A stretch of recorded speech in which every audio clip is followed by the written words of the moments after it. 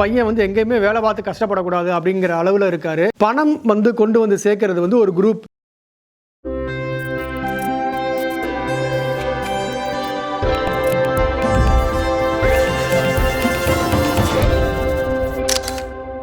வணக்கம், நான் உங்கள் ராகவகுமார். இது தீபிகா அதிர்வுகள். மீண்டும் ஒரு விமர்சனத்தில் உங்களை சந்திப்பதில் மகிழ்ச்சி.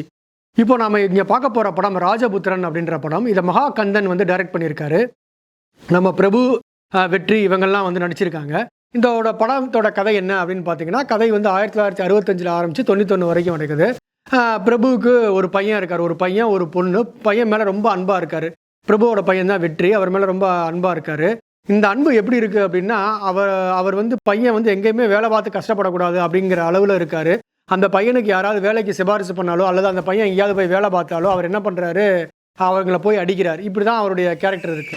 செல்லையா ஒன்றும் சாதாரண பரம்பரை கிடையாது. எனக்கு இந்த ஊரில் எவ்வளோ பெரிய பேர் இருக்கு தெரியுமா?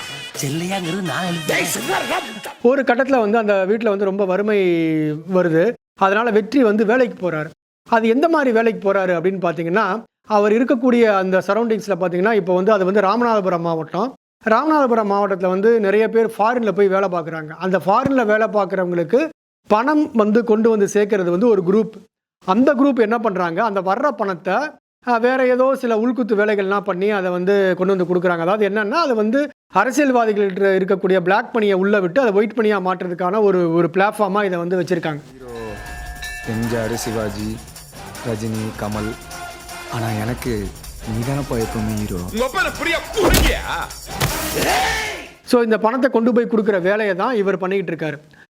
யார், நம்ம வெற்றி.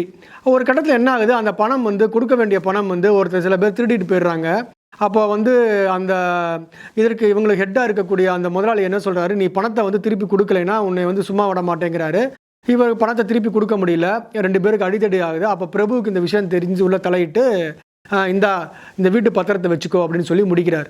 ஸோ இந்த பிரச்சனையும் ஒரு அளவில் சால்வ் ஆகுது. ஆனாலும் இந்த பிரச்சனை தொடர்ந்துக்கிட்டே இருக்குது. முடிவு இந்த பிரச்சனைக்கு என்ன தான் ஆச்சு, அந்த முதலாளிக்கும் வெற்றிக்கும் நடந்த பிரச்சனை என்ன, இந்த பிரபு இதில் எப்படி முடிவெடுத்தாரு அப்படிங்கிறது ஒரு கதை. என்ன தைரியம் தான் என் மகனை வேலை கூட்டிருப்பேன்.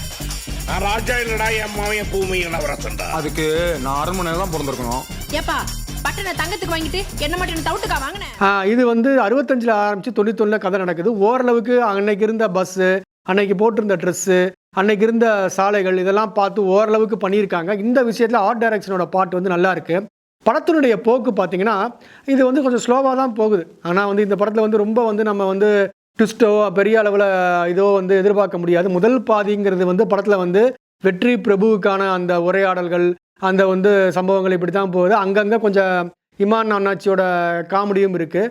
ஸோ இப்படி வந்து படங்கள் போகுது. ஆனால் இந்த படத்தில் வந்து பெரிய அளவில் ட்விஸ்ட்டோ இல்லை திரைக்கதையில் பெரிய ஒரு ஸ்ட்ராங்கான ஒரு மேக்கிங்கோ இல்லை அப்படின்னா கூட, இந்த படத்தில் வந்து பிரபுவுக்கும் அந்த வெற்றிக்கும் இடையினான அப்பா மகன் அப்படிங்கிற அந்த உறவு இருக்கு இல்லையா, அந்த சென்டிமெண்ட் வந்து ஓரளவு நம்மளால் கனெக்ட் பண்ணிக்க முடிஞ்சது. பிரபுவனுடைய நடிப்பு தான் இதுக்கு ரொம்ப முக்கிய காரணம். பிரபு ரொம்ப நாளாக நடிச்சிருந்தார் இந்த படத்தில். ஸோ எக்ஸ்பெஷலி பார்த்தீங்கன்னா கிளைமேக்ஸில் வந்து அவர் நடிக்கிறதுலாம் ரொம்பவே நல்லா இருந்தது. ஸோ ஒவ்வொரு இடத்துலையுமே வந்து அவர் ஓரளவு இந்த படத்தை வந்து நம்மளை பார்க்க வைக்கிறதுக்கும், இந்த படத்தில் வந்து தன்னுடைய தோள்களை தூக்கி சுமந்ததும் வந்து நடிகர் பிரபு தான். மாப்பிள்ள, நானும் உன் கூட ஃபாரினுக்கு வேலைக்கு வரேன்டா. பணத்தை வாங்கிட்டு வெளிநாட்டுக்கு போனா விவசாயத்தை யாரா பாத்துக்கிறது? உள்ளூர்ல எருமை மேய்க்கிறதுக்கு வெளியூர்ல போய் ஒட்டகம் மேய்க்கிறது பெருமை தானே சார். ஸோ பிரபுவுக்காக இந்த படத்தை நீங்கள் வந்து ஒரு முறை கண்டிப்பாக பார்க்கலாம். நமக்கு வழக்கமான சென்டிமெண்ட் தான், அப்பா மகன் சென்டிமெண்ட் தான் இருந்தால் கூட கிளைமேக்ஸில் இந்த மகாகந்தன் டேரக்டர் ஒரு சின்னதாக ஒரு ட்விஸ்ட் வச்சிருக்காரு. அது என்னன்றதை பார்க்கலாம். அதே மாதிரி இந்த படத்தில் ஹீரோயினா கிருஷ்ணபிரியான்னு ஒரு பொண்ணு நடிச்சிருக்காங்க. ராமநாதபுரம் மாவட்டத்துக்கே உள்ள அந்த ஒரு கலை பின்னணியில் அந்த முக பாவனைகள், அந்த உடைகள் இதெல்லாம் செலக்ட் பண்ணி நல்லாவே பண்ணியிருக்காங்க. ஓரளவு அவங்க நல்லா படங்கள் கொடுத்தாங்கன்னா அவங்க எதிர்காலத்தில் ஒரு நல்ல ஹீரோயினாக வரலாம். இந்த படம் எப்படி இருக்குது அப்படின்னு பார்த்தீங்கன்னா, இன்றைக்கி இருக்கிற ஒரு குடும்ப உறவுகள், இந்த மாதிரி அப்பா அம்மா பாசம், இதெல்லாம் பெரிய அளவில் படங்கள் இன்றைக்கி வர்றதில்லை. ஆனால் ஒருவேளை இந்த படத்தை இந்த மாதிரி ஒரு படம் நீங்கள் பார்க்கணுன்னு நினச்சிங்க அப்படின்னா இந்த படத்தை போய் நீங்கள் பார்க்கலாம். இப்படியும் ஒரு அப்பா இருப்பாரா அப்படின்னு உங்களுக்கு யோசிக்க வைக்கும். கண்டிப்பாக வந்து இது வந்து ஒரு மிகச்சிறந்த படம் என்று நம்மளால் சொல்ல முடியலை அப்படின்னா கூட கண்டிப்பாக ஒரு தவறான படம் கிடையாது. குடும்பத்தோடு இந்த படத்தை பார்க்கலாம். ராஜபுத்திரன் ஒரு குடும்பத்தோடு பார்க்கக்கூடிய ஒரு தரமான படம் தான். நன்றி, வணக்கம். மீண்டும் அடுத்த ஒரு விமர்சனத்தில் உங்களை சந்திக்கிறேன். நான் ராகவகுமார், தீபிகா அதிர்வுகளுக்காக.